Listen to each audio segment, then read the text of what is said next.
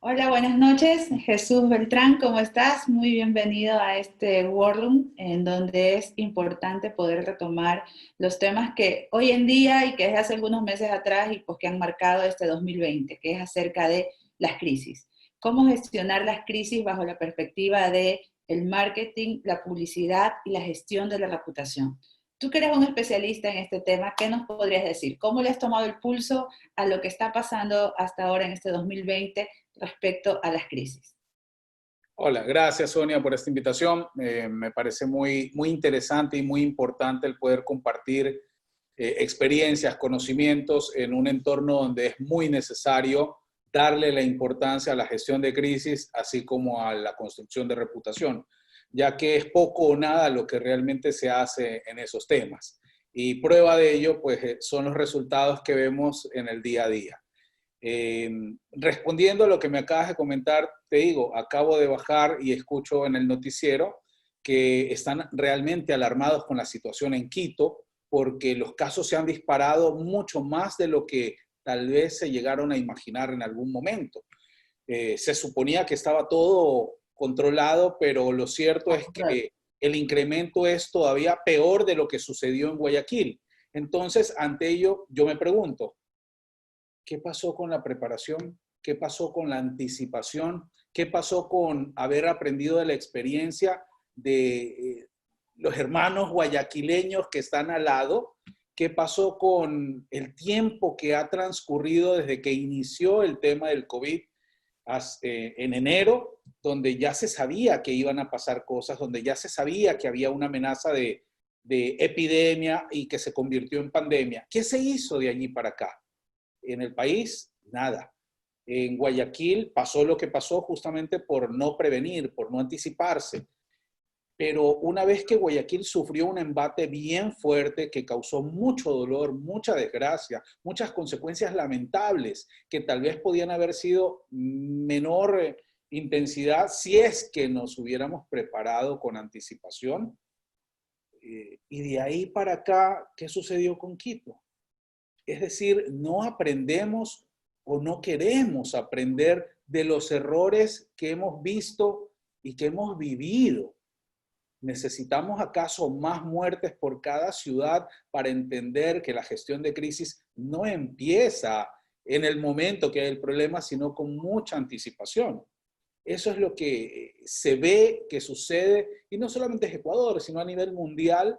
La gran mayoría de los países cometieron ese error. Son muy pocos los que realmente en algo estaban preparados o se habían anticipado alguna situación. Pero vemos, el mismo Estados Unidos tampoco estaba preparado para ello y restaron la importancia que debían de darle al tema, sencillamente lo minimizaron, no le dieron significancia y ahora también están sufriendo consecuencias que ya los pone a titubear. Obviamente eso ya es un análisis un poco más a fondo que valdría la pena hacer en otro momento y a mayor intensidad, ¿no? Sí, quizás ahí también viene un poco el enfoque de la comunicación de riesgo, ¿no? Muchas veces en las mismas instituciones o a nivel país o en las empresas, la comunicación de riesgos queda relegada, no hay este trabajo de prevención y ya luego viene la crisis y entonces tampoco existen procesos para manejar contenidos que un poco vayan educando a la gente desde antes y cuando ya algo explota, pues todo sobre la marcha es mucho más difícil de hacer. En este caso, en el 2020 hemos vivido en crisis, se podría decir casi que desde que empieza el año, ¿no? Que es casi como una especie de leyenda urbana, todo el mundo dice que no llegue agosto porque no sabemos qué va a pasar luego en agosto. ¿Cómo tú crees que debería haber sido un proceso responsable para la gestión de la comunicación en esta época quizás de riesgos y ya luego cuando se desencadena la crisis? Porque quizás la gente dice, es muy fácil decirlo, pero cuando ya estás dentro del huracán, en el ojo del huracán, es como que más difícil poder regular ciertas situaciones. ¿Cuáles serían tus consejos básicos que tú dirías, por lo menos hacer esto para poder tener un orden? Sí, te cuento, días atrás yo estaba en una discusión con un profesional del área que me decía, Jesús, pero tú estás pidiendo que consigamos un oráculo para saber que va a venir una pandemia. Entonces, me pareció un poco irrisorio ese comentario porque no necesitamos un oráculo para anticiparnos. No necesitamos un oráculo ni hablar en una línea directa con Nostradamus para prevenir situaciones. Lamentablemente vivimos en una cultura de curar y no de prevenir la enfermedad. Y es mucho más rentable y económico el hecho de prevenirla.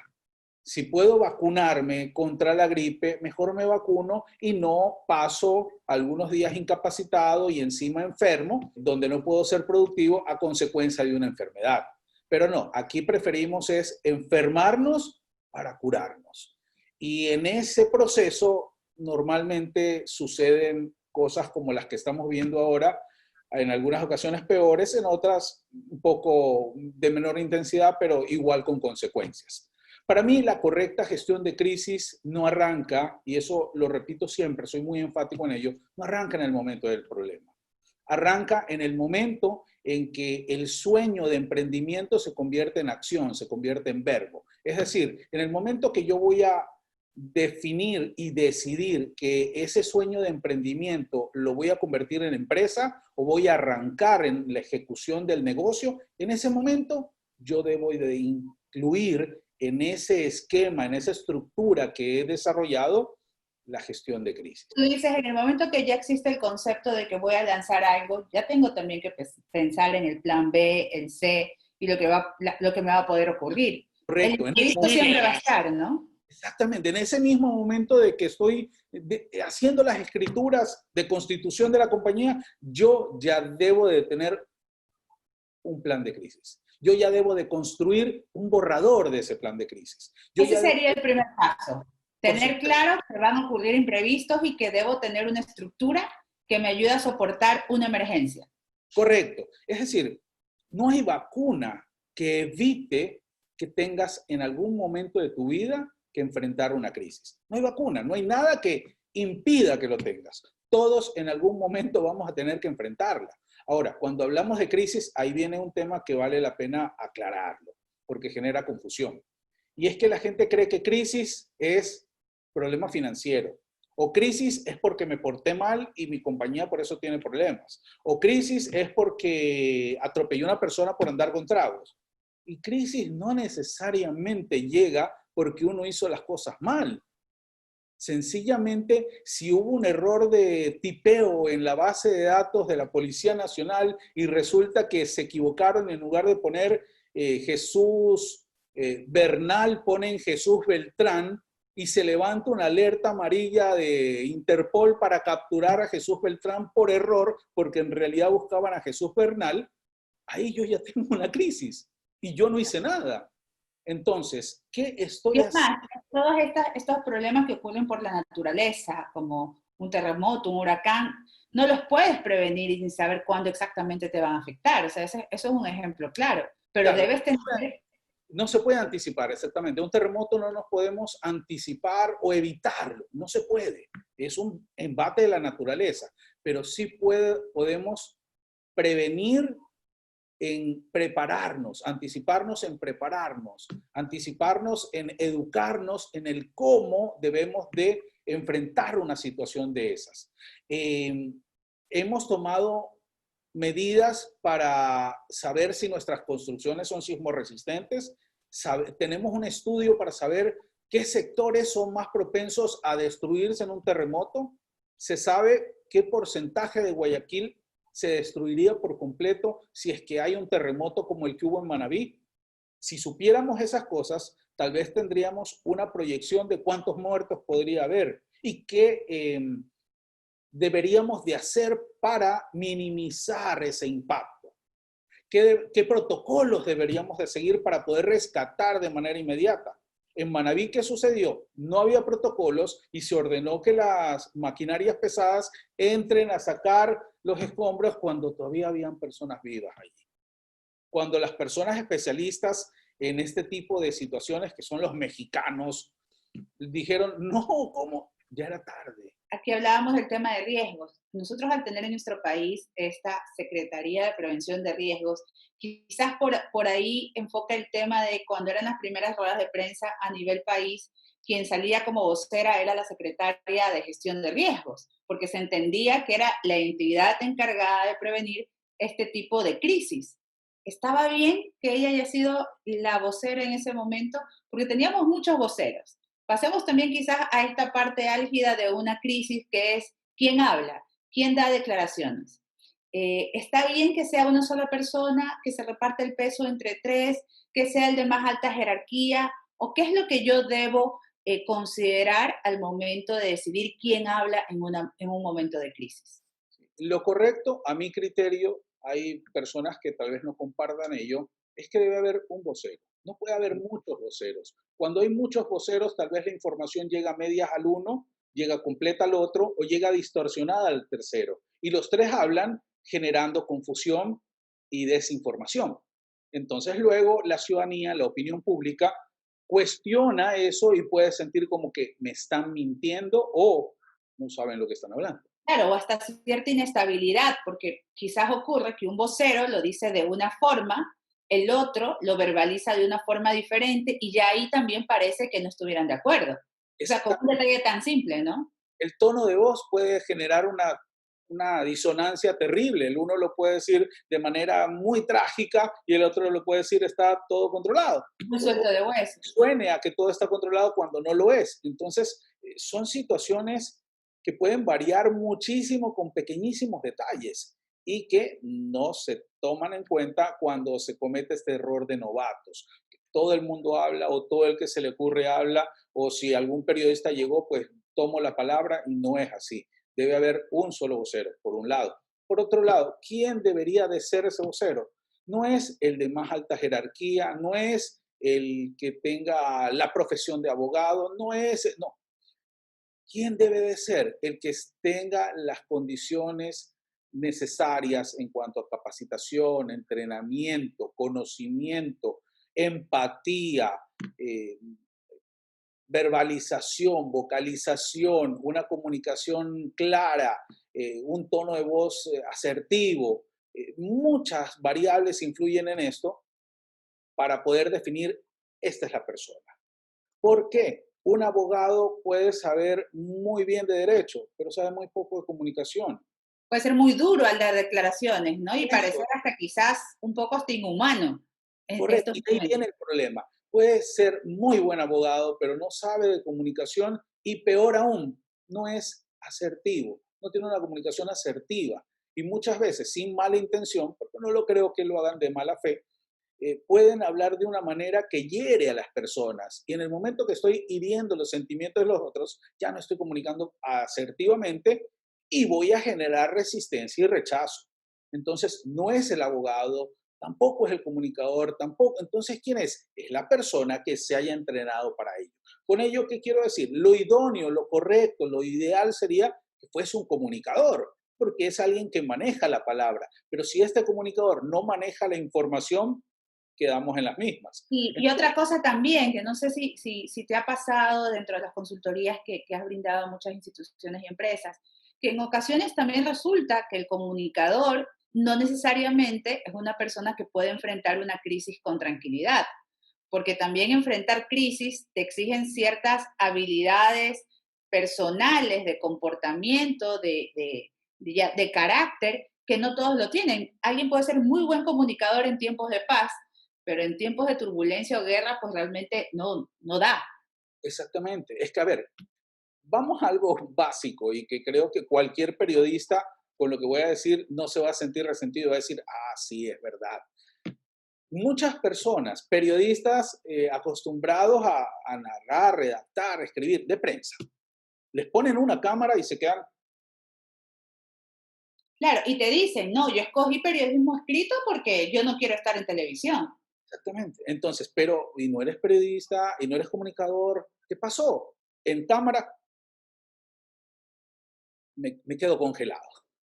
Entonces, si me quedo congelado, quiere decir de que no estoy en condiciones de ser vocero, de ser la persona que dé las ruedas de prensa, la persona que dé la cara, porque voy a quedar mal. Si yo dudo, automáticamente la opinión pública va a dudar de mi credibilidad, va a dudar de mi empresa, va a dudar de mi marca o de la entidad a la cual represento. Entonces, sí es delicado ese tema. Ahora, aquí de esto nace algo que también va muy conectado en esta cadena de errores, y es que sucede una emergencia y comunican al comité de crisis. Pero ¿quién conforma el comité de crisis? Lo que se le ocurra. Y no es lo que se le ocurra. Y el número de personas que les ocurre, o sea, ponen a todos los jefes de área. Sí, o sea, llaman jefes de área, gerentes de área, pero no está un abogado, no está un comunicador, no está el CEO. Exacto, que Entonces, es la tripleta, ¿no? y puede ser que todos lleguen a un acuerdo, pero el presidente de la compañía dice, no me parece, ¿y de qué sirvió todo eso? Entonces, es necesario que en un comité de crisis realmente participen los gerentes, o sea, el máximo nivel jerárquico de cada área, porque son los que conocen la empresa. Ahora, dependiendo también el tipo de emergencia que hay, si es algo operativo, pues no tendría sentido que esté el gerente de sistemas. Ujú. O tal vez sí, dependiendo de lo que necesiten hacer, si hay algo en la O parte se lo digital. llama en el momento que se trata el tema que a él le compete, pero no para decidir cómo van a ser las declaraciones, Claro, porque porque en hacer el un comité de crisis, tema, pero sí, en no. el análisis que debe de hacer este comité de crisis, deben de estar el gerente de área competente y, a mi recomendación, debería de estar un abogado, Ujú, siempre el abogado. debe de estar el director de comunicaciones de esa empresa, debe de estar el vocero de la empresa, que yo recomiendo no sea alguien de allí, no sea el presidente de la empresa, no sea el gerente general de la empresa, sino más bien el vocero debería ser un externo. Y ya lo voy a explicar por qué. Entonces, el gerente de área que compete la situación que se ha dado. El, el gerente, por ejemplo, si es un tema de operaciones, pues obviamente el gerente de operaciones. Si es un tema legal, pues el director legal de la compañía. Pero siempre en legal y en comunicacional tienen que estar con sus pares externos. Es ideal que haya un externo en ese aspecto, porque no es la misma óptica la que yo tengo desde adentro que la óptica objetiva que se ve desde afuera.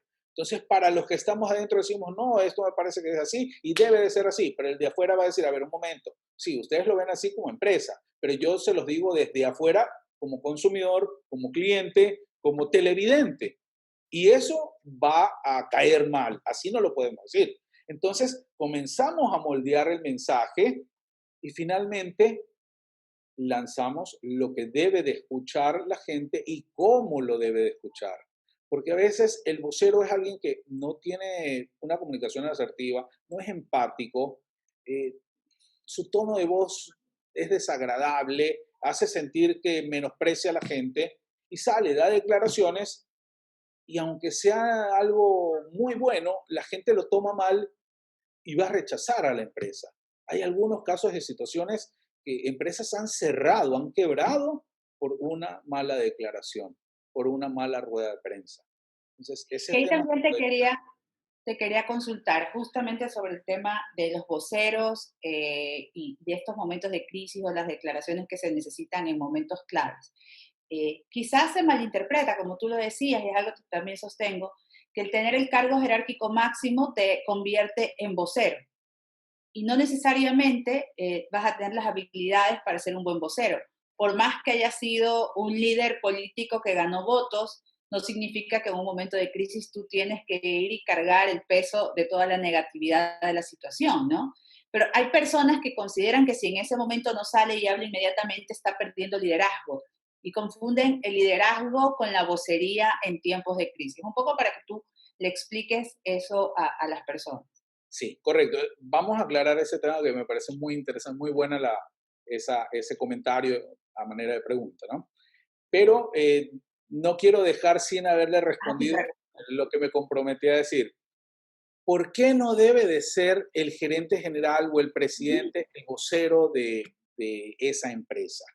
Sencillo.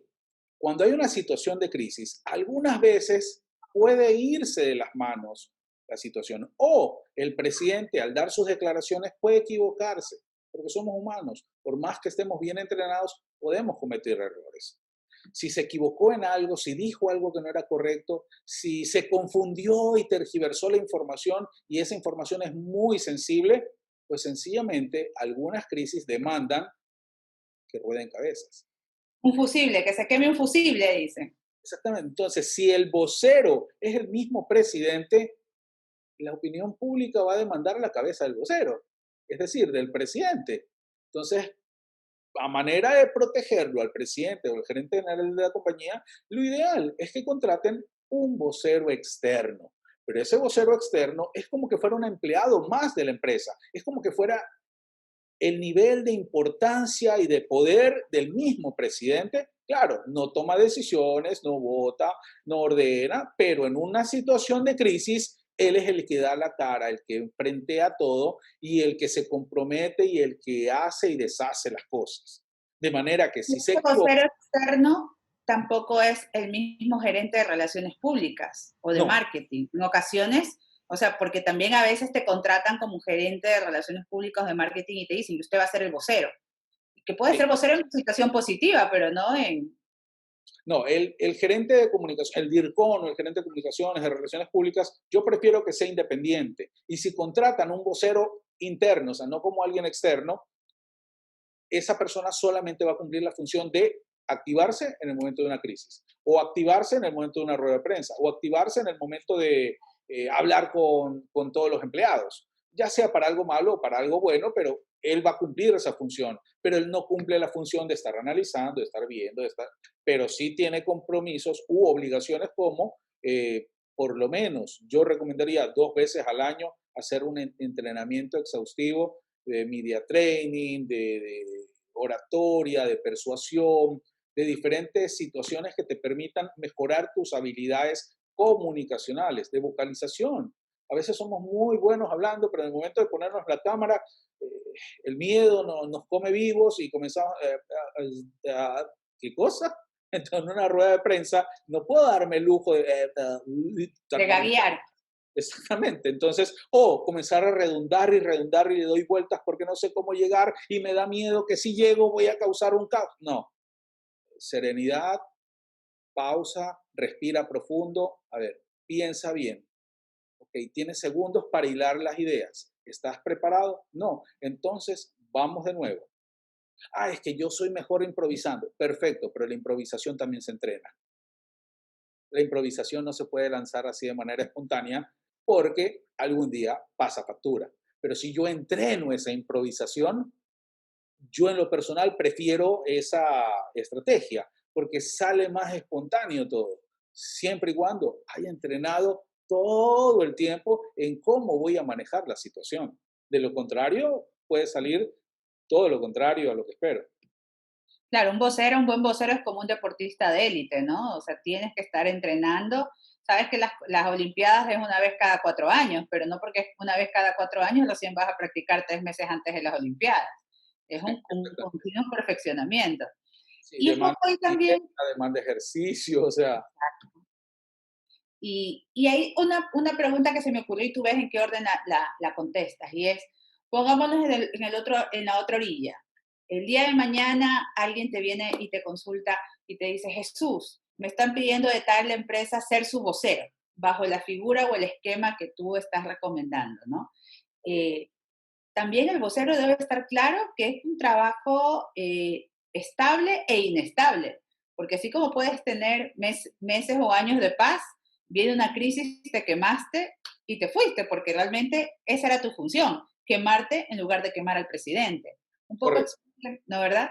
Sí, 100%. O sea, si a mí me contratan como vocero de una empresa, yo no puedo ir allá pensando en que si hubo un problema y mi cabeza tiene que volar, yo me voy a resentir con la empresa y voy a exigir y Tal voy a cual. mandar. No, no, no, no, no. O sea, es un contrato claro donde yo sé perfectamente que ahí estoy como un comodín. Si llega a Exacto. suceder algo malo, es mi cabeza la que vuela. Por eso, obviamente, yo gano un buen sueldo, gano por lo que sé, por lo que he vivido, por el conocimiento, por la experiencia, porque voy a saber manejar correctamente las situaciones y evidentemente en la medida que lo haga bien, mi cabeza no va a volar, porque la cabeza vuela cuando uno se equivoca. Entonces, en Claro. lugar de que se equivoque el presidente, que se equivoque el vocero externo. Esa es la regla, la norma.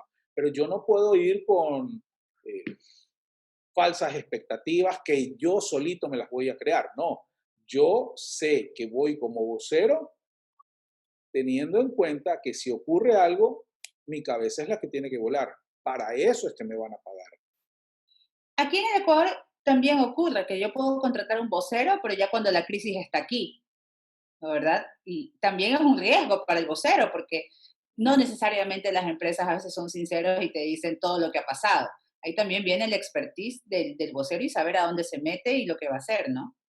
Sí, mira, te cuento algo que a mí me pasó eh, cuando fui a trabajar en una empresa de recolección de basura. Fue mi primera experiencia realmente donde me tocó enfrentar una situación de crisis, pero que además de que la empresa sufría una crisis reputacional por haber silenciado por mucho tiempo ante los medios de comunicación, nunca daban una respuesta a ningún tipo de queja ni de situación donde increpen a la compañía. Entonces, los 17 años de funciones hicieron que cualquier cosa que suceda, sea verdad o sea mentira, igual ya se la atribuían a la empresa. Pero más allá de eso, la gestión de crisis realmente me cayó a mí y por intermedio mío me sirvió en la gestión de trabajo que yo desarrollaba ahí. Y fue porque, no sé, le caí mal a un presentador de noticias de un canal popular, un noticiero popular, obviamente tenía bastante gente que lo veía, un rating alto justamente por lo polémico, y me la dedicó durante un año entero en el noticiero de la mañana y en el noticiero de la noche, y siempre hablaba mal de mí. Yo jamás había estado en el sector público o en una empresa que sea De servicio. tan sensible ante la comunicación o ante un tema de crisis. Eh, Entonces, para mí sí era algo incómodo que prende el noticiero y hablen mal de mí. En la noche hablen mal de mí. Si no me conocen, ¿por qué tienen que hablar mal de mí? Si no he hecho nada malo, ¿por qué tienen que hablar mal de mí? Entonces, no comprendía eso. Y al ver que nada de lo que yo hacía lograba evitar o demostrarle a esta persona que estaba haciendo mal en hablar mal de mí, sencillamente me puse a pensar ya de manera estratégica, ¿cómo enfrento esto acá? Entonces, si no puedo lograr de manera correcta que esta persona entienda que lo que dice es mentira y que está atentando contra mi dignidad, entonces debo de actuar de manera estratégica. Y lo que hice fue la base de la gestión de crisis y construcción de reputación. Y es conoce a tu público objetivo, conoce a tu cliente, conoce a tu consumidor, acércate a él, hazte amigo de él, dale esa palmada de somos del mismo equipo, yo estoy para servirte. Entonces yo comencé a trabajar de la mano con los que recogían la basura, con los que barrían, con los que paqueteadores, con los choferes, me acerqué a ellos, me hice amigo de ellos y hicimos una buena amistad con todo ese grupo de gente que normalmente nadie los tomaba en cuenta. Y ellos son los que me salvaron la campana. Ellos son los que cuando yo pedía algo me tenían impecable todo. Después me acerqué a la ciudadanía, al que me daba de comer, porque el ciudadano es el que paga la recolección de basura. Entonces ellos son realmente eran mis verdaderos jefes. Me acerqué a ellos y les dije sencillamente, ustedes tienen un problema, este es mi teléfono 24 horas, no importa la hora que sea, llámeme y yo voy y le ayudo. Y eso sí, cuando uno promete algo, cúmplalo. Esa es parte de la gestión de reputación. Entonces, me comprometí a ayudarlos y yo pasaba a veces en la madrugada, todos los días, y también en el día y en la tarde, y no dormía. Pasaba dedicado al trabajo y en ese trajín la gente me conoció, la gente sabía quién era yo y sabía que si estaba por ahí es porque estaba en un operativo. Finalmente, eso construyó una reputación favorable a mí. Y en una de las últimas, o la última ocasión en que este periodista me molestó, hizo un programa de línea abierta para que la gente llame y se queje contra mí, supuestamente. La sorpresa de él es que toda la gente que llamó fue a felicitar mi gestión. Y más bien a él le dijeron, señor, usted es un mentiroso, porque el señor Beltrán ha hecho esto, esto y esto, y gracias a él ha pasado esto de aquí y ha pasado esto de acá. Entonces, la mejor gestión de crisis en este tipo de cosas es la construcción de reputación, porque no hay una gestión de crisis correcta si yo no gozo de una buena reputación. Finalmente, la reputación es lo que va a marcar la diferencia entre que una crisis me tumbe y me deje en el camino, herido o muerto, o tenga la oportunidad de limpiarme, de pronto curarme una herida y seguir caminando, o tal vez solamente sacudirme el polvo porque no me pasó nada y seguir en pie. La reputación es la clave en esto. Y hablando justamente de que la reputación es la clave para superar cualquier crisis que se nos atraviese. ¿Qué va a pasar con Ecuador después de esta crisis del coronavirus y qué va a pasar, por ejemplo, con una ciudad como Quito, que es también muy turística y que de alguna manera también era la gran pregunta de los guayaquileños de qué va a pasar con Guayaquil luego de que salíamos en todos los noticieros en todo el mundo como la ciudad más afectada, porque Guayaquil, el tema noticioso, lo golpeó mucho más de lo que quizás en este momento está pasando con Quito, no porque lo de Quito vaya a ser menos grave, sino porque en ese momento Guayaquil fue la primera, entonces todos los cañones apuntaban acá. ¿Qué se puede hacer a nivel de una marca ciudad, marca país? ¿Cómo gestionas algo? Porque lo que siempre la gente que está a cargo de la comunicación o los líderes te van a decir, nadie está preparado para una pandemia, pero existe un método para manejar las crisis, ¿no? Mira, te digo una cosa, en lo personal yo contradigo eso que nadie está preparado para una pandemia. ¿Por qué? Porque esa persona que me dijo del tema del oráculo, eh, perdóname, pero esta no es la primera pandemia que ataca el mundo. O sea, el mundo ha sido atacado por muchas pandemias durante cientos de años y mucho más fuertes que lo que estamos viendo ahora. Y teníamos menos acceso a tecnología, a conocimiento científico, a la posibilidad de comunicarnos y de saber cómo se solucionaba en otras partes del mundo que también estaba pasando lo mismo, ¿no? Exactamente. Hoy tenemos medicina, tenemos avance tecnológico, tenemos Comunicación. medicina, o sea, tenemos muchas herramientas para poder enfrentar estas situaciones. Y eso yo creo que definitivamente ha evitado que las consecuencias sean peores. Pero la gripe española, la fiebre amarilla, el cólera, han surgido muchas cosas que realmente han destruido todo al paso. Entonces, perdón, pero ya tenemos la experiencia previa de esas situaciones e inclusive hay una estadística curiosa que más o menos cada 100 años hay Ujú. una, Hay una pandemia de este tipo, ¿no? hay una Es pandemia. más, si nos ponemos un poco como abogados del diablo, si el coronavirus hubiera pasado en los inicios de 1900, ¿cuánto tiempo se hubiera tardado las personas en reconocer la forma de contagio? Porque inclusive ahora con todos los adelantos que tenemos todavía no estamos seguros.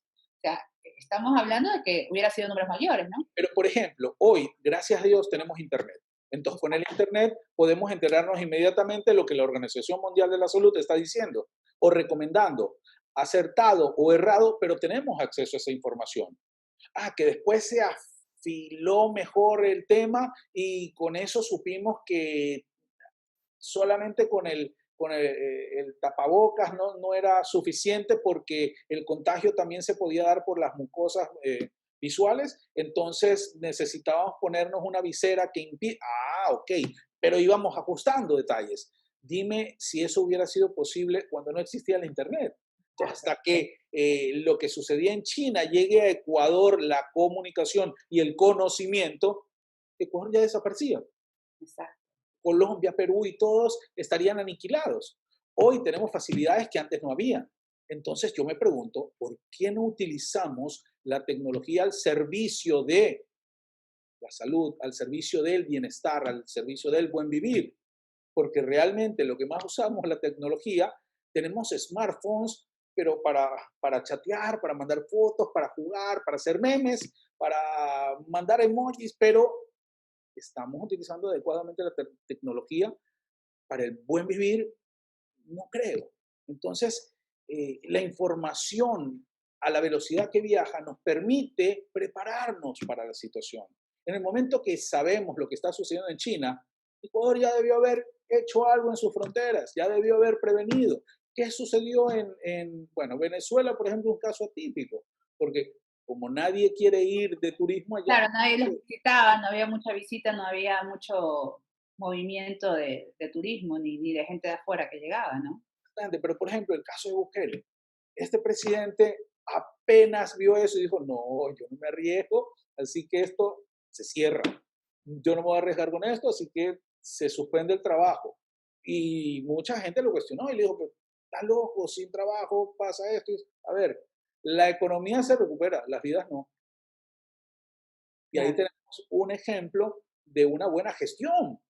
¿Acaso él tenía un oráculo para saber cómo tenía que proceder? No, se anticipó, tal vez le jugó la suerte a favor, pero hubo una gestión aceptable en el poco conocimiento que él tenía, al igual que el resto de presidentes. Porque no es Quizás que... ahí viene lo que es procesos de toma de decisiones, ¿no? O sea, que en una crisis Mira, es vital los procesos para la toma de decisiones y la data o la información actualizada. Quizás eso también es uno de los problemas que nosotros como país y también las partes de las áreas de comunicación en muchas ocasiones no lo tienen. Es el manejo de data actualizada con un proceso estable. Aquí el actualizar cuántas camas, cuántos hospitales, qué cosas faltan en tal lugar, hubiera permitido de cierta manera ajustar y hacer correctivos, ¿no? Te permite tomar decisiones estratégicas. ¿Tú crees que el tener data, el tener información actualizada, quizás hubiera contribuido a un mejor manejo de la gestión de una crisis? en lo personal, creo yo, y esta es una opinión mía, en Ecuador no es que no había información, no es que no había data. Para mí, el grave problema fue que desde el inicio lo que hubo fue ocultamiento de la información, hubo mentiras, comunicación incompleta.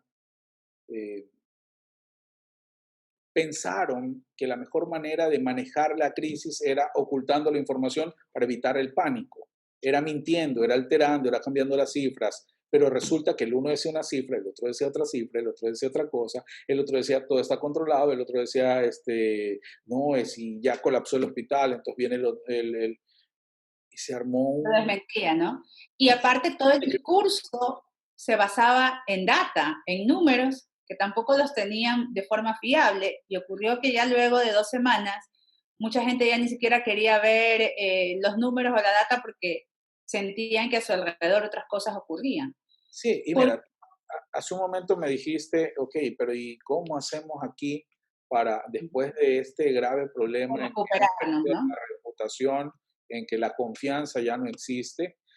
Lamentablemente, construir reputación demanda mucho tiempo, algunas veces muchos años, y en cuestión de segundos se puede ir todo al tacho. Eh, el primer paso para construir reputación es ser sincero. No podemos hablar con mentiras, no podemos ocultar información. La gestión de crisis, como en la reputación, exige y demanda que yo siempre hable con la verdad. Que es una verdad difícil o dura de comunicar. Hay cosas muy difíciles y duras de comunicar en la vida, pero se las tiene que hacer. El ocultamiento de la información lo único que genera es desinformación. Y la desinformación puede dar como consecuencia la caída de un gobierno, da como consecuencia la inestabilidad de un país, da como consecuencia miles de muertos por no decirles, señores, esto es mortal y necesitamos cerrar las fronteras ya. No, pero es que si decimos eso, todas las empresas van a saltar y las aerolíneas nos van a comer vivos. Y es nuestra vida. Señores, esto hay que decirlo de frente, no hay que adornarlo. En este momento está nuevamente ocurriendo el tema de la información incompleta o Por tal vez goteo, ¿no? distorsionada. Guayaquil dice, no hay ni un solo caso más. Es más, levantamos protesta porque están mintiendo el Ministerio de Salud diciendo que todavía hay COVID en Guayaquil. Pero resulta que ya hay informes de que en el Luis Bernaza otra vez está colapsando. Ya hay informes de que tantas personas diarias están entrando. Entonces, ¿por qué el doctor de aquí dice esto, pero la autoridad de Guayaquil dice otra cosa y el Ministerio de Salud dice otra? Entonces, cuando el río suena, piedras trae. ¿Quién dice la verdad?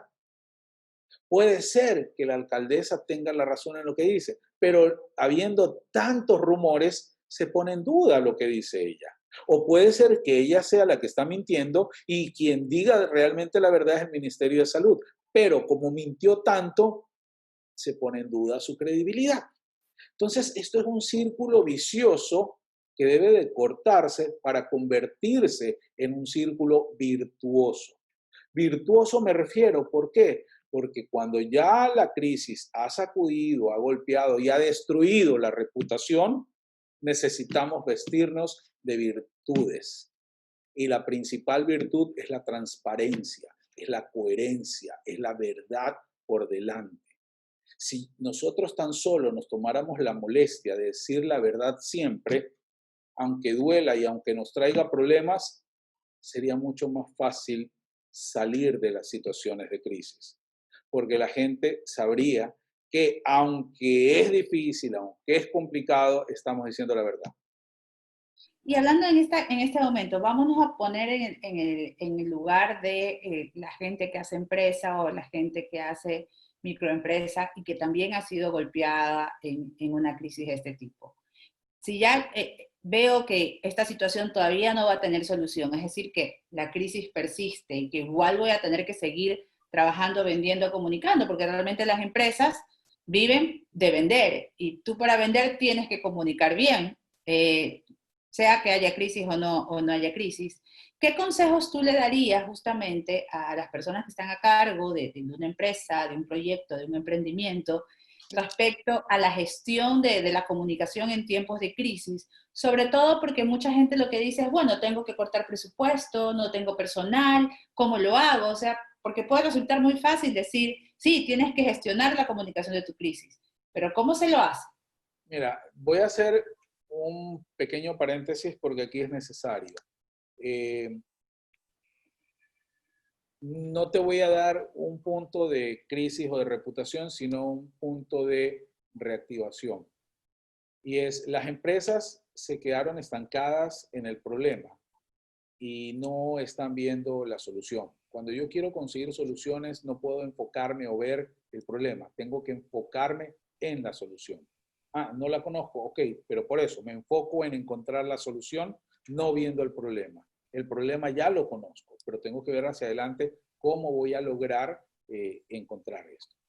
Entonces, dentro de ello es fundamental que comprendamos que el suprimir la comunicación es un error.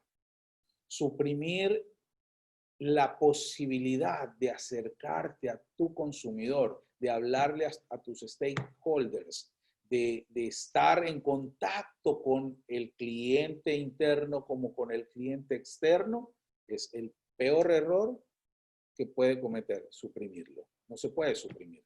Debo de estar en contacto con mis empleados, con mis clientes, con mis proveedores, con mis socios, con mis accionistas, todo el tiempo, porque eso va a dar confianza, va a dar tranquilidad.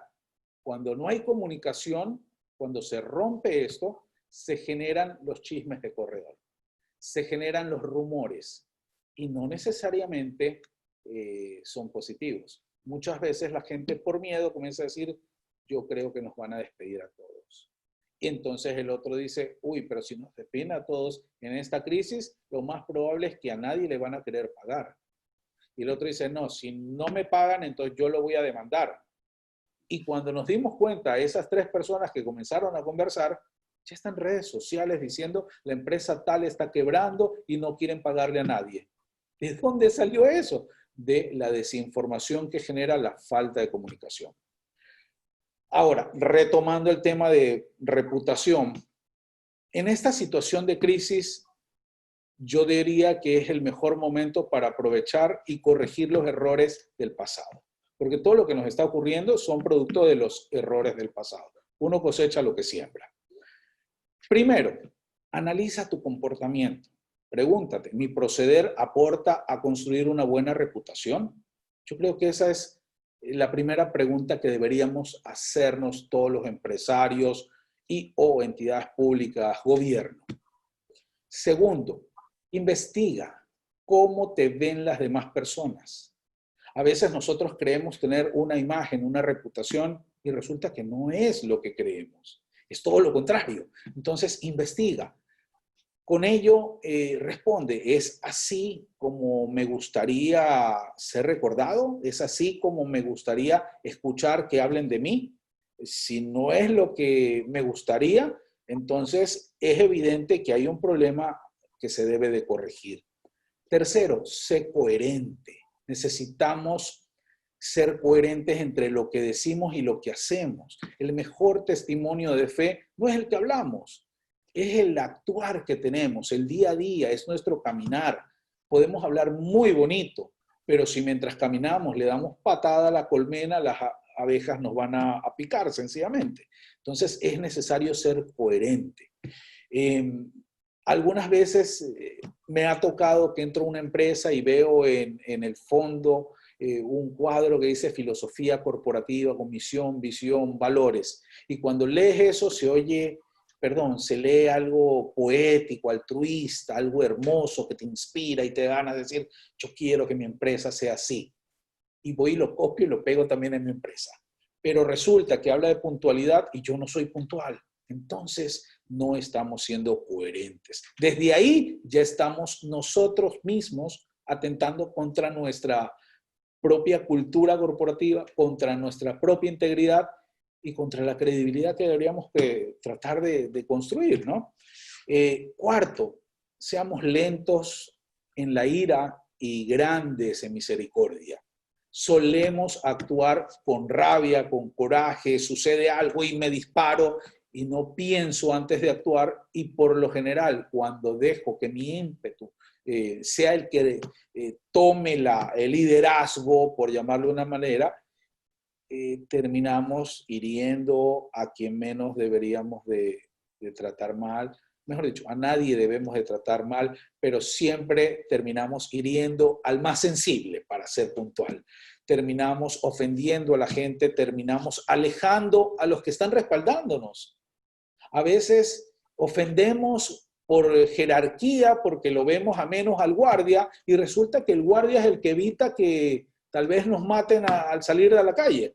Entonces, démosle el valor a la gente por lo que es y no por la función que desempeña. Porque finalmente la empresa trabaja gracias al guardia que cuida, gracias al que limpia, para que el cliente que llegue no diga qué asco esta empresa. La empresa funciona porque todos nos conectamos y cumplimos un objetivo. Entonces, no tomemos decisiones al calor del enojo. La furia es una mala consejera. Quinto, nada sacamos fingiendo algo que no somos. Mostrémonos tal como somos. Que nosotros tenemos un carácter feo o tenemos estos errores. Bueno, si lo reconocemos, el objetivo sería corregir, ¿no? O sea, lo que estamos... Claro. No llevar como la bandera del mal comportamiento. No se puede decir, no, es que yo soy así, yo lo insulto a todo el mundo. No, pues, hombre, si insultas a todo el mundo, estás consciente de que hay algo que corregir, porque no es la manera.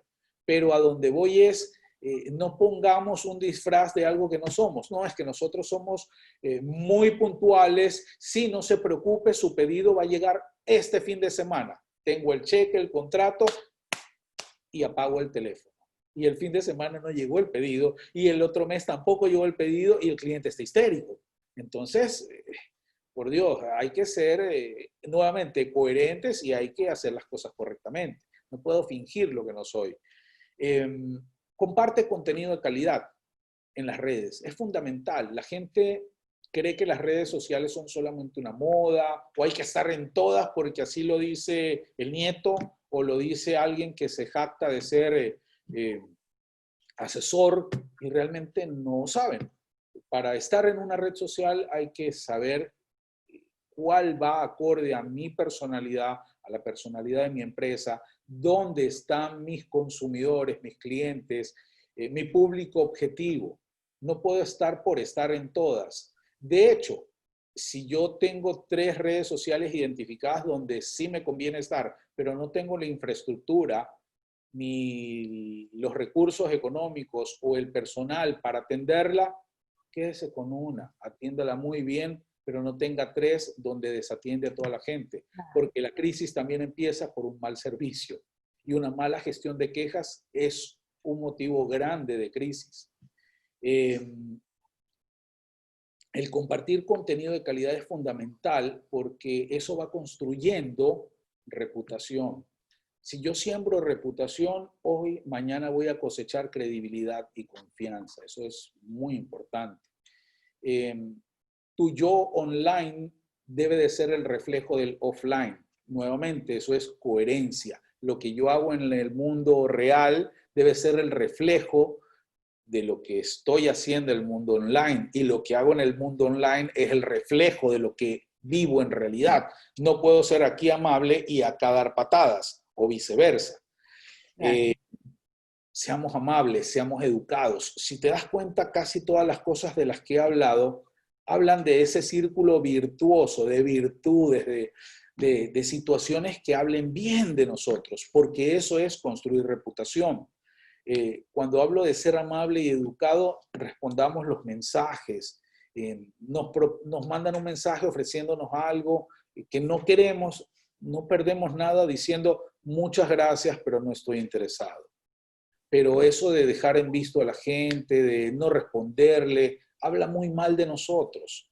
Yo creo que mientras más grandes somos, más sencillos debemos ser, más educados, mejor trato debemos dar, porque eso demuestra realmente la grandeza. De lo contrario, la prepotencia demuestra lo que realmente no somos. No somos grandes cuando nos creemos, somos grandes cuando nos ponemos a la altura de los pequeños, cuando estamos para servir, cuando comprendemos que en esta vida el que no vive para servir no sirve para vivir. Bueno. Si esta es tu palabra, cúmplela. Es fundamental. No ofrezcas algo que no vas a cumplir, porque eso destruye tu reputación por completo. Y finalmente te digo, ser honesto y transparente siempre. Siempre hay que ser honesto y transparente. Yo creo que en esos puntos está la clave y base fundamental para hacer ahora una estructura sólida llamada reputación, que nos va a permitir mañana cosechar credibilidad y confianza, considerando una cosa. Si te das cuenta, todos los modelos de negocios que creíamos que funcionaban, ya nos dimos cuenta que hace tiempo dejaron de funcionar. Y esta nueva normalidad nos exige que ya nos volquemos a lo digital. En el momento que nos volcamos a lo digital sucede algo. Casi todas las transacciones, por no decir todas, en poco tiempo empezarán a pasar 100% por lo digital. Tú vas a hacer compras online y cuando compras online tú no sabes a quién le estás comprando. ¿Qué es lo que haces? Ves los comentarios. A lo que ves los comentarios te encuentras con que hay 300 quejas y ni una respuesta. Ya no le compro a él, me va a dar miedo de que me estafen. Pero si entro en los comentarios y veo que toda la gente habla maravillas, que la gente está contenta, que hay una retroalimentación y hay una respuesta de parte de esta empresa, me va a inspirar confianza, voy a creer en esa empresa y voy a comprar. Es decir, el 100% de las transacciones y negociaciones van a pasar a futuro por la plataforma digital. Entonces, es necesario que lo que les acabo de decir lo empiecen a desarrollar ahora, porque esto toma tiempo. Toma mucho tiempo construir la reputación. Si empezamos ahora, seguramente mañana vamos a poder cosechar tiempos mejores. Por ahí yo creo que va mucho este tema. Por ahí tú crees que van los pasos y los consejos para gestionar reputación, no solamente en tiempos de esta nueva normalidad, sino en tiempos de crisis y en los tiempos pues que ya regrese un poco la calma, porque cuando esté la calma, solo es un respiro para prepararnos ante un nuevo imprevisto que de seguro va a ocurrir. No se va a llamar COVID, va a tener otro nombre, pero es algo que se va es cíclico, ¿no? Y lo hemos visto a través de la historia. Sí, exactamente. No, realmente estos pasos se aplican tranquilamente en crisis como cuando no pasa nada, cuando todo está en calma. Porque, a ver, ser honestos, deberíamos ser siempre honestos. Ser coherentes, siempre coherentes.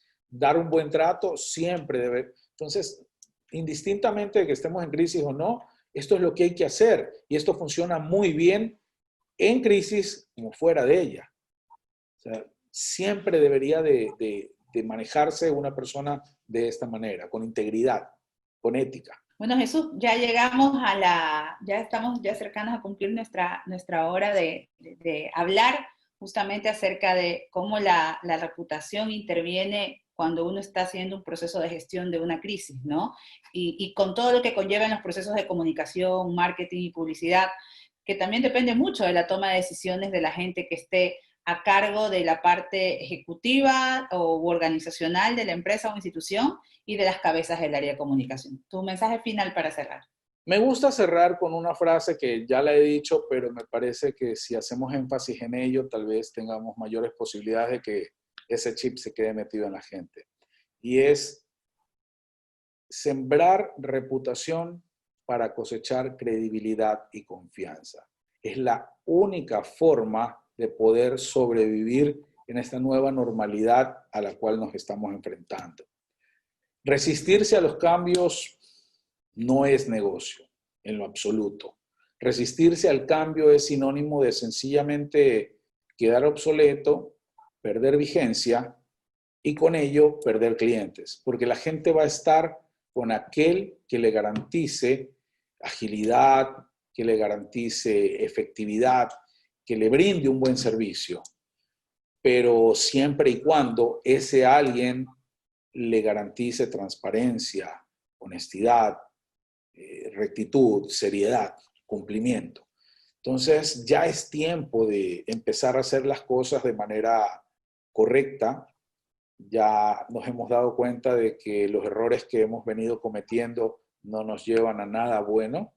Así que la invitación es esa. Empecemos ahora, porque esto toma tiempo, esto no es de la noche a la mañana. Empecemos ahora, sembremos ahora reputación para poder cosechar mañana credibilidad y confianza.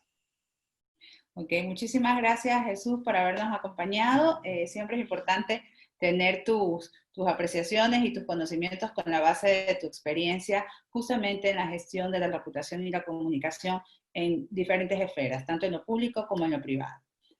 Gracias por compartir y estar. Gracias a ti, Sonia.